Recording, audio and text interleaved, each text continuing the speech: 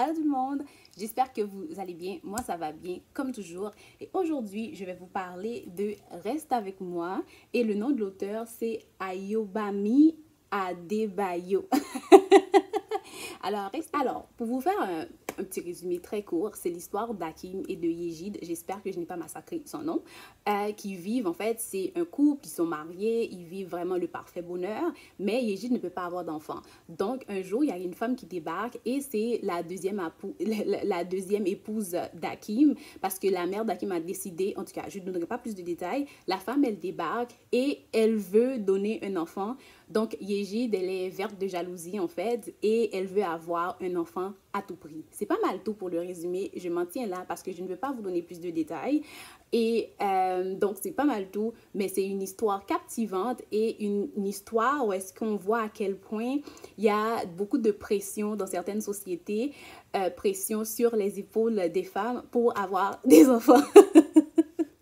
Alors, qu'est-ce que moi, j'ai pensé du livre? Moi, je l'ai adoré. Déjà, juste à voir la couverture du livre, je pense que l'auteur, ça peut arriver à n'importe quelle femme, surtout dans les communautés, que ce soit en Afrique et même dans les Caraïbes. Souvent, j'ai l'impression que les femmes ont tellement de pression pour avoir d'enfants. Quand on dirait que tu n'as pas d'enfant, tu es bonne à rien. Moi, je vais vous donner un exemple très clair. Dans certaines communautés dans les Caraïbes, tu peux bien être présidente. Si tu n'es pas mariée à un certain âge, tu ne vaux rien. Si tu n'as pas d'enfant, c'est comme si tu avais manqué ta vie. Donc, j'ai vraiment aimé cette lecture. C'est un livre qui m'a fait vraiment réfléchir.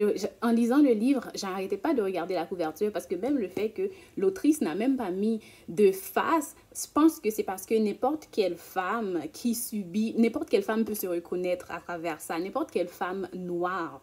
Okay? Que ce soit des femmes africaines et des femmes qui viennent des Caraïbes, n'importe quelle femme peut s'identifier à Yejid parce que, comme je dis, il y a dans certaines sociétés, si tu n'as pas d'enfant, si tu es marié après 2-3 mois, tu n'as pas d'enfant, ben, je veux dire après 1 an, 2 ans, tu n'as pas d'enfant, c'est parce qu'il y a quelque chose qui n'est pas normal. Et pourquoi c'était important pour elle aussi d'avoir un enfant, c'est parce qu'elle voulait absolument donner un héritier à son mari. Donc c'est ça. Dites-moi ce que vous en pensez et dites-moi honnêtement si c'est un livre que vous lirez dans un avenir proche, si vous l'avez déjà lu, qu'est-ce que vous en avez pensé. Et c'est ça.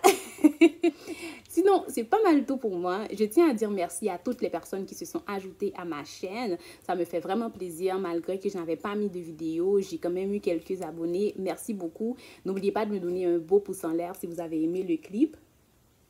Et n'hésitez pas à partager mes vidéos. Si vous avez des suggestions de lecture, laissez-les en commentaire. Et sinon, c'est tout.